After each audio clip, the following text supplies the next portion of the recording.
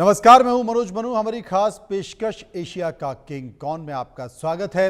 भारत और पाकिस्तान के बीच जब कोई भी मुकाबला होता है तो सब कुछ एक तरह से ठहर जाता है। रोमांच अपने चरम पर होता है और पूरी दुनिया उस मैच के रोमांच में सराबोर हो जाती है। लगता है कि इस रोमांच को अब किसी की नजर लग गई है। कहा तो ऑनलाइन सिर्फ 5 मिनट में इस मैच की सभी टिकटें बुक हो जाया करती थी, लेकिन आज ये टिकट नहीं बिक पा रहे हैं। क्या है इसकी बड़ी वजह, उसे जानने की हम कोशिश करेंगे। हमारे कुछ मेहमान होंगे, उनसे समझने की कोशिश करेंगे। साथ ही ये भी जानेंगे कि इस बार दोनों टीमों के हालिया प्रदर्शन को देखते हुए आखिर क्या लड़ाई एक तरफा होती जा रही है। रिपोर्ट देखिए। दुनिया भर में कहीं भी भारत पाकिस्तान का मैच हो तो उसका रोमांच अलग ही होता है। फॉर्मेट कोई भी हो, फैंस के दिलों की धड़कनें बढ़ जाती हैं। स्टेडियम में मौजूद दर्शकों के रोंगटे खड़े हो जाते हैं। लेकिन इस बार एशिया कप में होने जा रहे भारत पाकिस्तान T20 महामुकाबले का रंग फीका पड़ गया है। मैच की टिकटें तक नहीं बिक पाई हैं। स्टेडियम के स्टैंड खाली रहने का अंदेशा है। वजह है भारत पाक मैच का बायकॉट। पाकिस्तान ने अप्रैल 2025 में पहलगाम में जो कायराना करतूत की, उसने हर भारतीय क्रिकेट प्रेमी को अंदर तक झकझोर दिया। क्रिकेट फैंस ने इस बार एशिया कप में भारत पाकिस्तान मैच के बहिष्कार का इरादा बना लिया है। देश भर से आवाज आ रही है कि इस बार पाकिस्तान के मैच का करो बहिष्कार। कई फैंस की मांग है कि इस बार भारत को एशिया कप से ही बाहर हो जाना चाहिए था। टीम इंडिया को इस सीरीज में नहीं खेलना चाहिए। जब इंडिया पाक का मैच होता है, इंडिया पाक के मैच की टिकट की कीमत कुछ भी हो, फैंस हर कीमत पर टिकट खरीदते हैं और मैच का लुत्फ उठाते हैं। 14 सितंबर को एशिया कप का भारत पाक के बीच महामुकाबला है, लेकिन इस बार हालात बिल्कुल जुदा है। एशिया कप के सबसे बड़े मैच के ना तो टिकट बिक रहे हैं, ना ही दर्शक कोई दिलचस्पी दिखा रहे हैं। आलम यह है कि टॉप टियर स्टैंड्स के टिकट अब भी बिक्री के लिए बाकी हैं। उधर इस पर देश भर में और राजनीति गर्मा रही है। दिल्ली में पाकिस्तान के पुतले फूके जा रहे हैं। आम आदमी पार्टी के वरिष्ठ नेता और दिल्ली के पूर्व स्वास्थ्य मंत्री सौरभ भारद्वाज की मौजूदगी में पाकिस्तान का पुतला फूका गया। आम आदमी पार्टी का कहना है कि खून और मैच एक साथ नहीं चलेगा। महाराष्ट्र में भी राजनीति चरम पर है। उद्धव ठाकरे ने कहा कि जिस पाकिस्तान के साथ हम जंग लड़ रहे थे, आज उसी के साथ मैच खेल रहे हैं। देशभक्ति का व्यापार किया जा रहा है। देश भर में जारी हंगामे के बीच भारत पाक मैच को लेकर बीसीसीआई के सचिव ने हाल ही में कहा था कि बोर्ड पूरी तरह से केंद्र सरकार के निर्देशों का पालन करता है। सरकार की स्पष्ट नीति है कि भारत पाकिस्तान के साथ आईसीसी के टूर्नामेंट्स में साथ खेल सकता है, लेकिन पाकिस्तान के साथ कोई द्विपक्षीय सीरीज नहीं खेलेगा। इसी वजह से टीम इंडिया को एशिया कप में भेजा गया। उधर एमिरेट्स क्रिकेट के अधिकारी भी हैरान है कि आखिर इस बार ऐसा क्या हो गया कि टिकटें नहीं बिक पा रही, जबकि चैंपियंस ट्रॉफी में भारत पाकिस्तान के मैच के लिए टिकटों की बिक्री इतनी तेज थी कि 2 बार टिकट खिड़की खोलनी पड़ी और 4 मिनट से भी कम वक्त में सारे टिकट बिक गए थे। कई रिपोर्ट्स में दावा किया जा रहा है कि रोहित शर्मा और विराट कोहली की गैर मौजूदगी से मैच का रोमांच कम हो गया है। दोनों खिलाड़ियों ने पिछले साल दक्षिण अफ्रीका के खिलाफ T20 वर्ल्ड कप जीतने के बाद इस फॉर्मेट से संन्यास ले लिया था, लेकिन सबसे बड़ी वजह भारत के क्रिकेट प्रेमियों का पाकिस्तान बायकॉट ही है। देश भर में पाकिस्तान से मैच के खिलाफ हंगामा जारी है। Sports desk, India news. तो एशिया का किंग कौन होगा और कितना रोमांचक ये भारत पाकिस्तान मैच होगा, ये जानने के लिए, इस पर विस्तार से चर्चा करने के लिए मैं सीधे लिए चलता हूं आपके पास, हमारे स्पोर्ट्स एडिटर मनोज जोशी के पास। मनोज जी, निश्चित तौर पर यह कहना होगा कि जिस तरीके से खराब मार्केटिंग कहिए आप इसे कि टिकटों की सेल नहीं हो पाई, और जिस तरह से आपने 7 मैचों का एक पैकेज बनाकर दिया, और 7 मैचों का पैकेज यानी किसी भी व्यक्ति के लिए इतना पैसा खर्च करना बहुत मुश्किल काम है, बहुत टेढ़ा काम होता है, और शायद कुछ चंद लोग होंगे जो इसको खरीद पाएं। लेकिन उसके बाद आपने जब ये सीमा हटाई तो जो लोएस्ट मिनिमम वाला जो आपका टिकट है उसमें भी आपने 2 की सीमा नहीं हटाई। आपने कहा 10,000 रुपए में आप 2 टिकट ले सकते हैं, ये लोएस्ट मिनिमम टिकट है। वो भी टिकट नहीं बिक रहे हैं। तो मैं तो जब से क्रिकेट कवर कर रहा हूं, ऐसा पहले कभी नहीं हुआ कि भारत पाकिस्तान मैच को लेकर इतना ज्यादा हाशिए पर चला गया हो, सब कुछ पूरा परिदृश्य जो है हाशिए पर चला गया हो। नहीं तो यहां तो 5 मिनट में सारी टिकटें बिक जाया करती थी। अब कोई कह रहा है कि विराट कोहली नहीं है, रोहित शर्मा नहीं है, वो फैक्टर है। ये हालांकि मुझे बहुत ही बेतुका तर्क लगता है, क्योंकि अगर विराट कोहली और रोहित शर्मा तो श्रीलंका के खिलाफ जो सीरीज हुई, साउथ अफ्रीका के खिलाफ जो सीरीज हुई, इंग्लैंड के खिलाफ जो सीरीज हुई, वहां भी नहीं थे, लेकिन वहां तो दर्शक खूब आए थे। तो अब अचानक ऐसे कहां बिल्ली चीख गई। लेकिन अब कुल मिलाकर मैं कहूंगा कि जो पब्लिक सेंटिमेंट्स हैं उनका आदर किया जाना चाहिए था, लेकिन अब ये विरोध का समय नहीं है। मैं व्यक्तिगत तौर पर बेशक मैं मानता हूं कि भारत पाकिस्तान को लेकर जो सेंटिमेंट्स हैं उनका ख्याल रखा जाना चाहिए था, लेकिन जब ये सरकार ने फैसला किया कि हम बायलैटरल सीरीज नहीं खेलेंगे लेकिन मल्टीनेशनल टूर्नामेंट में हम पाकिस्तान से खेलेंगे, चाहे वो एशिया कप हो चाहे वो वर्ल्ड कप हो, तो जाहिर सी बात है कि अब उसको लेकर उस समय विरोध होना चाहिए था। अब विरोध का कोई मतलब नहीं है। अब एशिया कप का आयोजन हो रहा है, उसे होने दीजिए, और जो कुछ आपके गिले शिकवे थे वो सब पहले आप बयान करते तो ज्यादा अच्छा होता।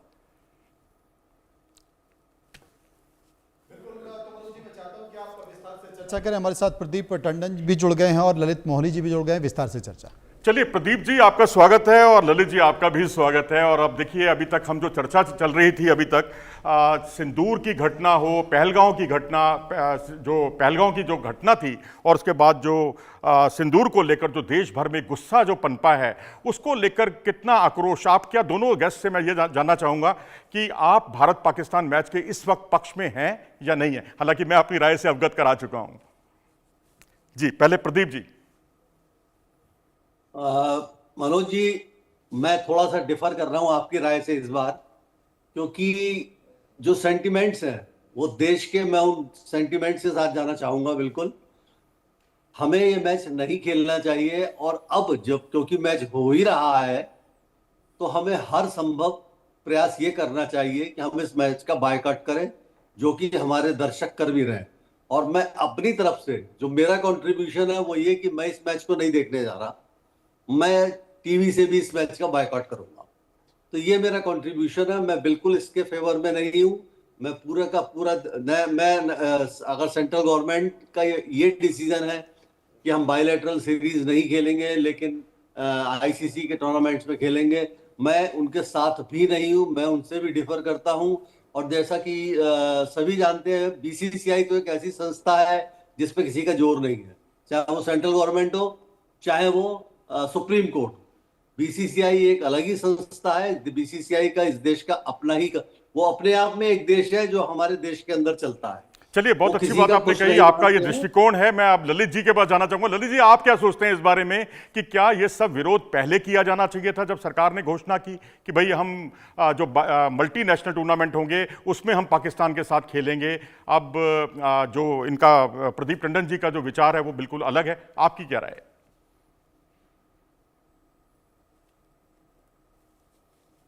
ललित जी।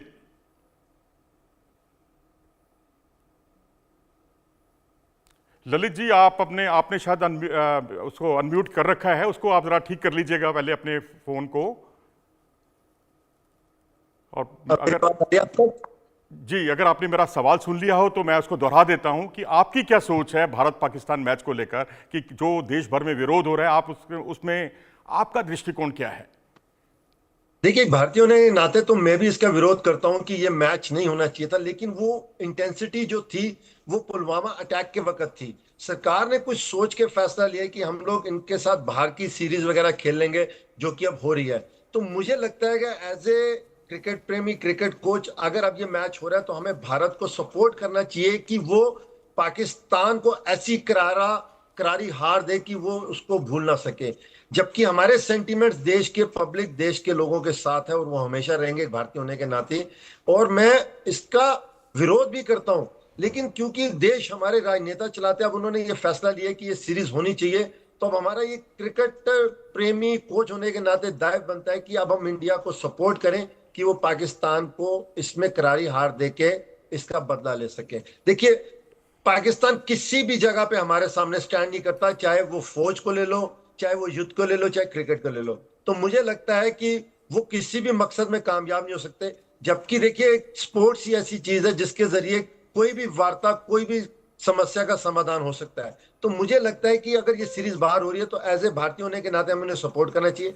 जैसे आपने कहा कि इनकी सीरीज की टिकटें नहीं बिकी, ये भी एक अपना विरोध जताने का तरीका है कि हम पाकिस्तान को बायकॉट कर रहे हैं, लेकिन बायकॉट करने के और भी बहुत से तरीके हैं जिससे कि वो घुटनों के बल आ सके। सिर्फ सपोर्ट ही एक जरिया नहीं है। अगर ये मैच हो रहा है तो आज इसको होने देना चाहिए, और एक भारतीय होने के नाते, कोच होने के नाते हमें इसको सपोर्ट करना चाहिए ताकि हिंदुस्तान पाकिस्तान के ऊपर अपना विजय रथ का जो अभियान है उसको कायम रख सके। चलिए ललित जी, बहुत अच्छी बात कही आपने। अब हम मैच पर आते हैं, क्योंकि हिंदुस्तान पाकिस्तान के मैच में जो लोगों की दिलचस्पी है, हर कोई भारत को जीतते हुए देखना चाहता है और पाकिस्तान में हर कोई पाकिस्तान को जीतते हुए देखना चाहता है। लेकिन बेस जो है दोनों में बहुत अंतर है। हम दुनिया की नंबर 1 टीम है और वर्ल्ड चैंपियन हैं हम, और वो 7वें नंबर की टीम है। बांग्लादेश से भी हारी है पीछे, न्यूजीलैंड से भी हारी है ये टीम। और अगर बल्लेबाजी पर आते हैं, हम सबसे पहले बल्लेबाजी की बात करते हैं, तो मेरे ख्याल से हसन नवाज को छोड़कर उनका कोई भी बल्लेबाज, उसका 140 का स्ट्राइक रेट भी नहीं है। जबकि भारत में अगर आप देखेंगे तो संजू सैमसन से लेकर तिलक वर्मा, सूर्य कुमार यादव और इन सबसे ऊपर अभिषेक शर्मा, सबका जो है 152 से ऊपर का स्ट्राइक रेट है, और वो तो 190 प्लस का स्ट्राइक रेट है अपने अभिषेक शर्मा का भी। प्रदीप जी, क्या कहेंगे दोनों की बल्लेबाजी को लेकर? क्या आप मानते हैं अभी भी कि अनप्रेडिक्टेबल गेम है? टीम पाकिस्तान जो है उसे अंडर एस्टिमेट बिल्कुल नहीं करना चाहिए, आंकड़े बेशक भारत के पक्ष में हो? बिल्कुल ठीक कह रहे हैं आप कि हमारी बहुत टीम एक्सपीरियंस्ड है, आंकड़े सारे हमारे फेवर में जा रहे हैं, यहाँ तक कोई दो राय नहीं है। लेकिन एक चीज जो T20 के बारे में है कि जितना फॉर्मेट छोटा होता चला जाता है, लेवल ऑफ अनसर्टेनिटी उतना बढ़ता चला जाता है। और ये उनकी जो टीम आई है पाकिस्तान की, ये बिल्कुल यंग टीम है। उन्होंने अपने पुराने सारे बड़े बड़े नामों को हटा दिया है, तो उनको हमें लाइटली बिल्कुल नहीं लेना चाहिए। भले ही सारे आंकड़े हमारे फेवर में हो, पेपर पे हम उनसे बहुत स्ट्रांग है। हमारे जो विन रिकॉर्ड है उनके अगेंस्ट वो भी बहुत स्ट्रांग है। जो विन रिकॉर्ड हमारे आईसीसी टूर्नामेंट्स का है, या हाल फिलहाल का जो बाकी टीमों के खिलाफ हमारा रिकॉर्ड है, वो भी बहुत अच्छा है। लेकिन फिर भी मैं ये चाहूंगा कि हम उनको उतनी इंटेंसिटी से इस मैच को खेलें, उतनी गंभीरता से और उतनी ही कॉम्पिटिटिवनेस से खेलें जितना हमें खेलना, हम खेल सकते हैं। क्योंकि वो हल्के में नहीं लेना है हमें किसी भी टीम को T20 में। ललित जी, आपसे मैं ये जानना चाहूंगा कि जिस तरीके से पाकिस्तान ने भारत मॉडल को अपना लिया है, कितना भी भारत का विरोध हो, इंडिया मॉडल उसके लिए सर्वोपरि है। टेस्ट मैच में उसको रिकॉर्ड तोड़ कामयाबी मिली इंडिया मॉडल से। अब इंडिया मॉडल क्या है वो मैं दर्शकों को भी जरा बता दूं अपने। इंडिया मॉडल ये है कि एक फास्ट बॉलर से खेलो और साथ में आप अपने 1 या 2 ऑलराउंडरों से काम चलाओ, और पूरी जो ताकत है वो झोंक दो अपने स्पिनरों पर। जिस तरीके से भारत में कुलदीप यादव हैं, जिस तरह से वरुण चक्रवर्ती हैं और अक्षर पटेल हैं, यही फार्मूला उन्होंने भी अपनाया है। हारिस राउफ से तौबा कर ली है उन्होंने, हसन से तौबा कर ली है, और अब उनके पास जो है फास्ट बॉलर के नाम पर शाहिन शाह अफरीदी अकेले हैं और फहीम अशरफ से काम चला रहे हैं। तो ये जो उनका मॉडल है जो ओमान के खिलाफ गेंदबाजी में तो काफी कारगर साबित हुआ, इसे किस तरीके से देखते हैं आप? देखिए सर, नकल के लिए भी ना अकल चाहिए, और वो उनमें हमेशा से कमी रही है। वो हर क्षेत्र में हिंदुस्तान को नकल करके आगे बढ़ना चाहते हैं, चाहे वो किसी की भी सहायता ले, लेकिन कामयाबी उन्हें हासिल नहीं हो पाती। अब रहा क्रिकेट का फॉर्मेट की उनके पास एक फास्ट बॉलर है और वो इंडिया के ऑलराउंडर फॉर्मेट को लेकर चलना चाहते हैं। लेकिन कहाँ पे यंग टीम और कहाँ पे एक्सपीरियंस टीम्स, उसका भी तो देखना है कि क्योंकि हिंदुस्तान की जो एक्सपीरियंस टीम है उनके आगे पाकिस्तान के यंगस्टर कितना टिक पाते हैं, ये देखने वाली बात बहुत बड़ी होगी। जैसे मेरे सहयोगी मित्र ने कहा कि ये छोटा format, intensity of the tournament match की बहुत हाई होती है, बिल्कुल ठीक है। लेकिन जिस तरीके के फॉर्मेट में और जिस तरीके का हालिया फॉर्म हमारे प्लेयरों का है, जिनका आपके अभी स्ट्राइक रेट की बात करी, उसको देखते हुए मुझे नहीं लगता कि पाकिस्तान कहीं पे स्टैंड करता। और मेरे ये अपना व्यक्तिगत सोच है कि जिस तरीके से पुलवामा अटैक हुआ और जब ये बाहर मैच हो रहे हैं, तो कहीं ना कहीं जैसे इनके हाथ पैर फूले हुए होंगे जब वो हिंदुस्तान के अगेंस्ट खेलने आएंगे। अभी जबकि रोहित शर्मा और विराट कोहली नहीं है, लेकिन फिर भी कहीं ना कहीं हिंदुस्तान का पलड़ा भारी है। अगर आप मुझसे रेशियो की बात करेंगे तो मैं यहाँ पे 80-20 लेके चलूंगा, क्योंकि जिस तरीके का प्रदर्शन हिंदुस्तान कर रहा है और जो आग अभी हिंदुस्तान के जनता और खिलाड़ियों के अंदर लगी है पाकिस्तान को लेके, तो मुझे लगता है कि इस फॉर्मेट में भी हिंदुस्तान उनसे आगे निकलेगा। भले ही वो कितने भी हमारे फॉर्मेट को अपना ले, नकल कर ले, लेकिन कामयाबी उनके हाथ में लगने वाली नहीं है। चलिए, उनको कामयाबी हाथ में लगने वाली नहीं है। और प्रदीप जी, मैं आपसे ये जानना चाहूँगा कि हमारे पास एक लेफ्ट आर्म चाइना मैन उनके पास भी अब एक लेफ्ट आर्म चाइना मैन है। वो बात दूसरी है कि उनको एक जिम्बाब्वे के मैच को छोड़ दें जहां 3 रन देकर 5 विकेट उन्होंने चटकाए थे, उसके अलावा कोई बहुत ज़्यादा रिकॉर्ड तोड़ कामयाबी उनको मिली नहीं है। लेकिन हमारे कुलदीप यादव को कई बार रिकॉर्ड तोड़ कामयाबी के बावजूद प्लेइंग 11 में जगह पाने के लिए भी संघर्ष करना पड़ता है। दोनों स्पिनर्स को आप किस तरीके से देखते हैं? क्योंकि मैंने महसूस किया कि हमारे जो कुलदीप यादव हैं ज़्यादा फ्लाइट करते हैं और वो फ्लाइट कम करते हैं, लूप ज़्यादा होता है और लूप में थोड़ा रन को रोककर, अंकुश लगाकर और उसके बाद विकेट चटकाने की कोशिश करते हैं। आप किस तरीके से देखते हैं दोनों गेंदबाजों को?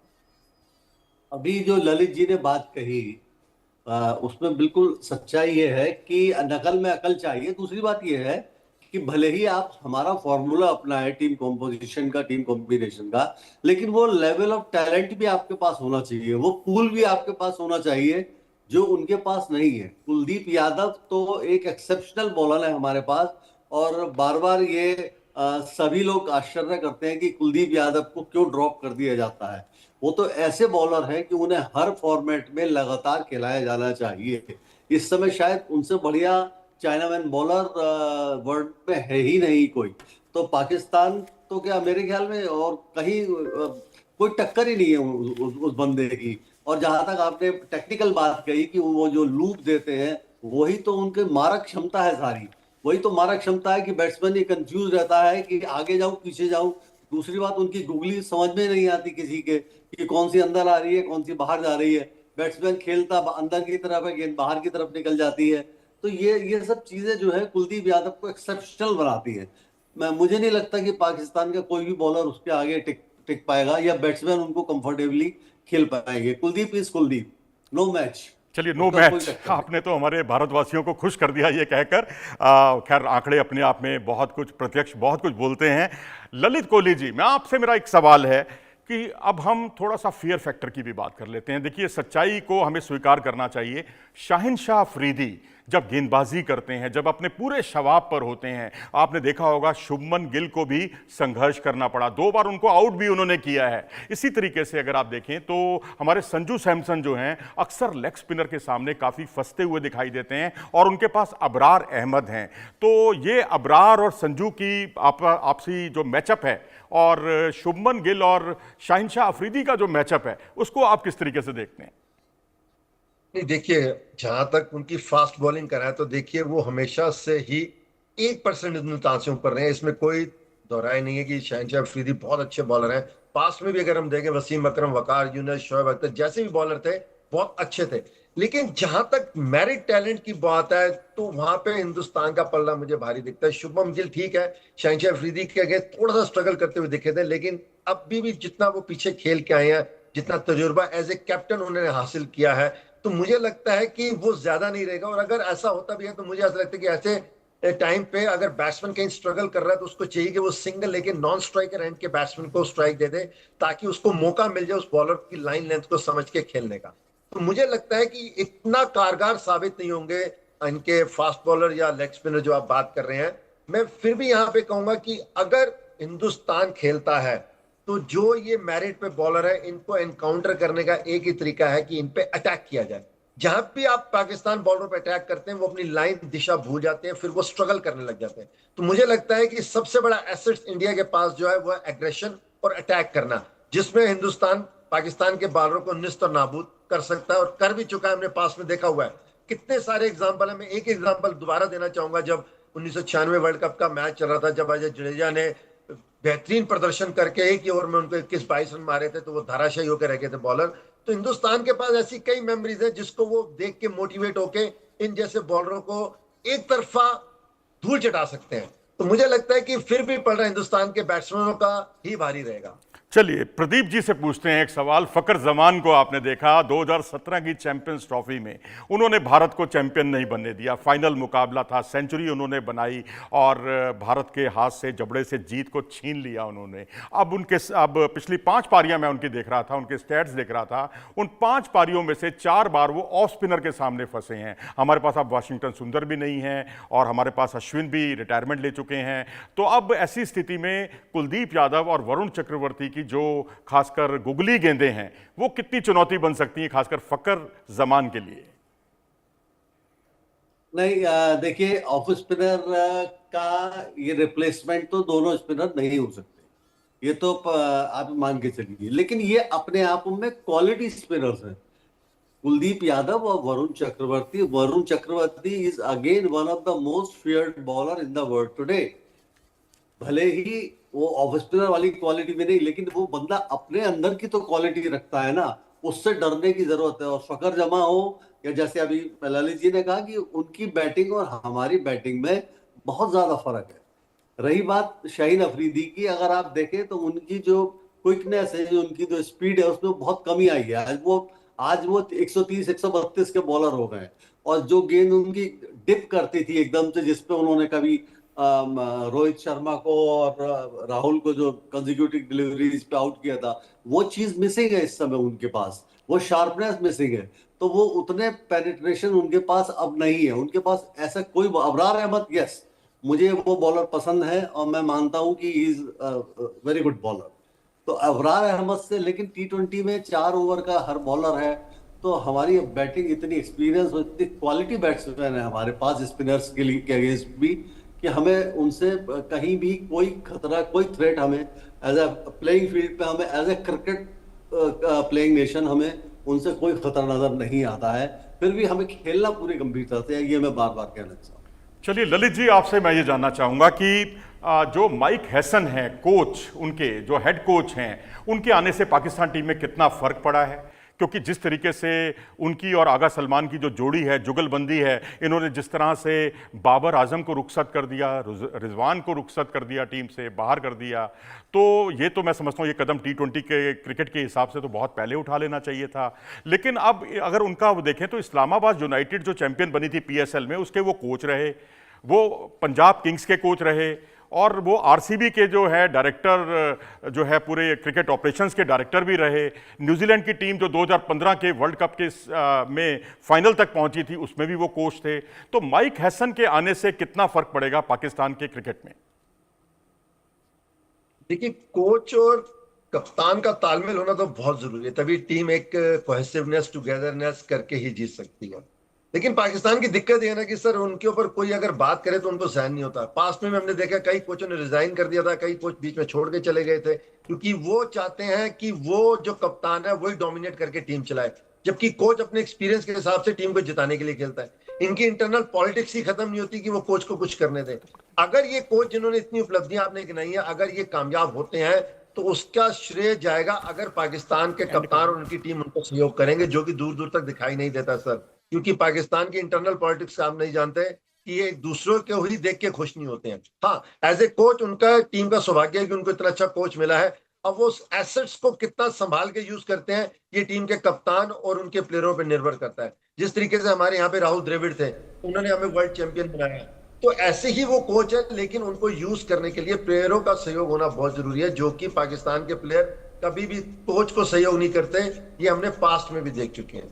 तो ये मुझे लगता है कि एक हीरा है कोच उनके पास, अगर वो उसको ठीक से इस्तेमाल कर सके तो पाकिस्तान की क्रिकेट का आगे कुछ भविष्य दिखाई देता है। नहीं तो जिस तरीके से इन्होंने बड़े बड़े प्लेयरों को बाहर किया, ये कोच को भी बाहर करते हुए देर नहीं लगाएंगे। बिल्कुल सही कहा आपने, क्योंकि गैरी कर्स्टन का उदाहरण सामने है, जेसन गिलेस्पी का उदाहरण सामने है, और जिस तरीके से उनका परफॉर्मेंस था, जिस तरह से उन्होंने 2011 के वर्ल्ड कप की विनिंग टीम के भाई वो कोच थे हमारे गैरी कर्स्टन, साउथ अफ्रीका से ताल्लुक़ रखते हैं। उनको बहुत ही खराब स्थितियों में पाकिस्तान टीम को छोड़ना पड़ा और बहुत नाराज़ हुए थे वो। चलिए जी, आप दोनों मेहमान हमारे साथ जुड़े, प्रदीप जी और ललित जी, आप दोनों का